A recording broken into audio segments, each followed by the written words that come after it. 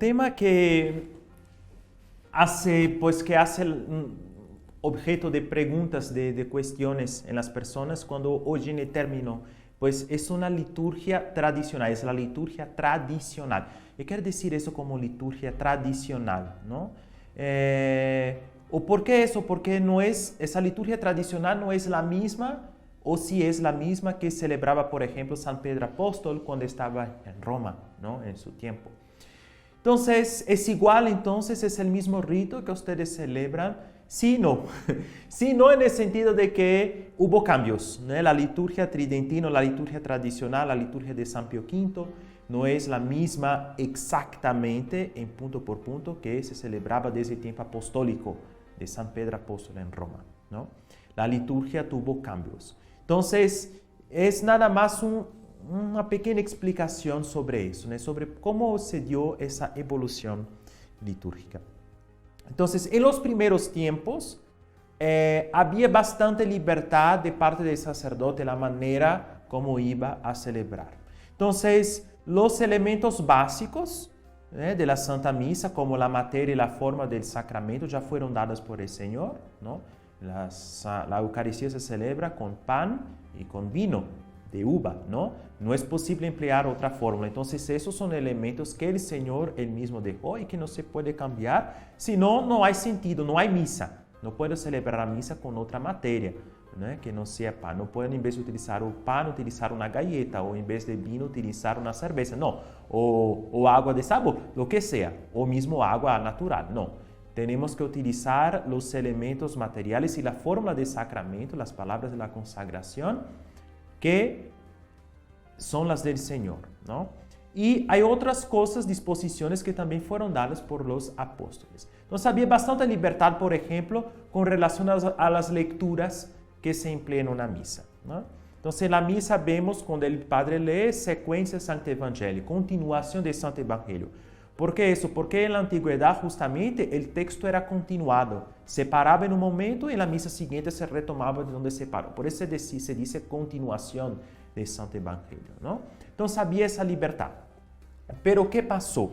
Entonces sabemos que en la historia de la iglesia llegaron personas que vinieron de dentro o de fuera de la iglesia que empezaron a corromper o a cambiar la fe de los apóstoles o la fe que nuestro Señor dejó con los apóstoles y que ellos transmitieron la fe apostólica y comenzaron a inventar nuevas doctrinas. Y esas nuevas doctrinas empezaron a ser parte del culto que celebraban. Obviamente es una regla sencilla, nosotros rezamos o celebramos el culto de Dios tal cual lo creemos. Entonces, cuando creemos en algo, entonces de esa manera rezamos, ¿no? No hay ese sentido como rezar de una manera que no creemos, ¿no? Entonces, eso fue el camino de todo heresiarca, de todo hereje, ¿no? Es de cambiar el rito de la iglesia. ¿Para qué? Para poder en ese rito utilizar transmitir su manera de creer, su manera de pensar, ¿no? Eso pasó con todos los herejes. Ellos tenían en su manera de celebrar la manera como creían, ¿no? Transmitiendo. Eso, obviamente, que la liturgia es ese vehículo que también nos transmite aquello que creemos, ¿no?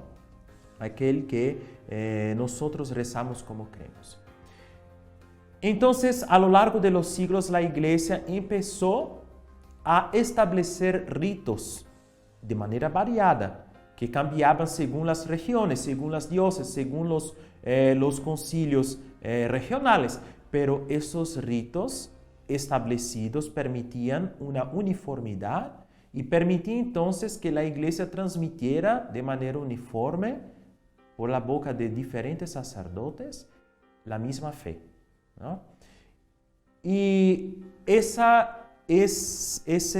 intento de la iglesia de fijar los ritos llevó entonces a lo largo de siglos a ciertos cambios o uniformizaciones a lo mejor de maneras de celebrar. Quizás en tal región se celebraba de una manera, pero de repente empezó a celebrarse como en Roma, ¿no? Como los ritos galicanos, que eran los ritos que se celebraban ahí por donde está actualmente Francia, Galia en aquel tiempo, o el norte de Italia, que empezaron en tiempo de Carlos Magno a utilizar los ritos de Roma, ¿no? Para más uniformización. Y al mismo tiempo algunos usos de los ritos galicanos, que eran ritos antiguos que tienen una profunda influencia oriental, esos ritos empezaron algunos de ellos a ser utilizados también en Roma. Entonces, no solamente el rito romano llegó a Galia, sino también costumbres galicanas llegaron a Roma y se mezclaron, ¿no? Entonces, la liturgia que tenemos hoy, romana, tiene bastante influencia de la antigua liturgia galicana, la liturgia esa que ya no existe como tal, subsistió con ciertas costumbres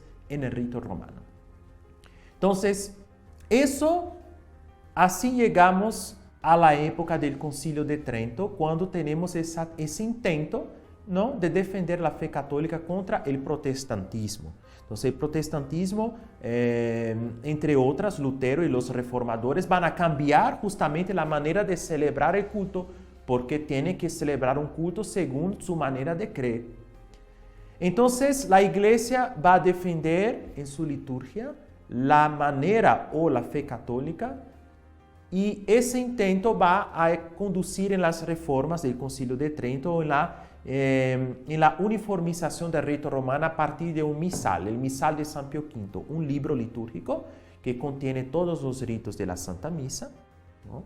Y en ese rito ahí vamos a tener la Santa Misa codificada según el rito romano. San Pío V dejó que ciertos ritos de usos muy antiguos, que tenían más de 200 años en aquel entonces de uso, continuaran, pero el rito romano en Occidente fue el rito que se expandió justamente, que se impuso para uniformizar y defender la fe católica. Entonces, cuando decimos la liturgia tridentina, la liturgia de San Pío V, ¿es la misma que los apóstoles? Sí, porque es una continuidad en la historia, ¿no?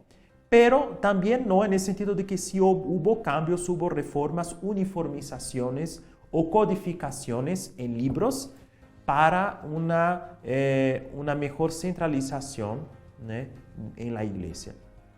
Entonces, esa liturgia de San Pío V es fruto de todo ese proceso histórico, pero es importante decir y afirmar que estos ritos codificados en estos libros corresponden a la práctica que ya existía. Aunque hubo cambios, es verdad, pero corresponde a una práctica que ya existía, ¿no? La práctica que estaba ahí.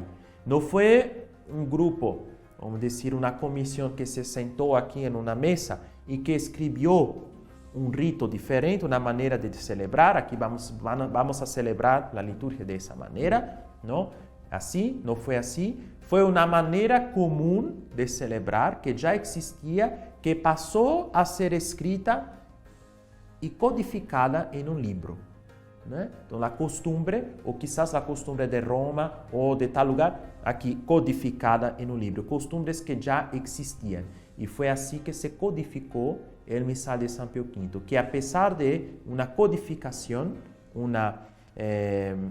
de pasar en ley escrita, esa codificación, repito la palabra, corresponde a una práctica histórica que ya existía. Y ese es el elemento que nos hace llamar de liturgia tradicional.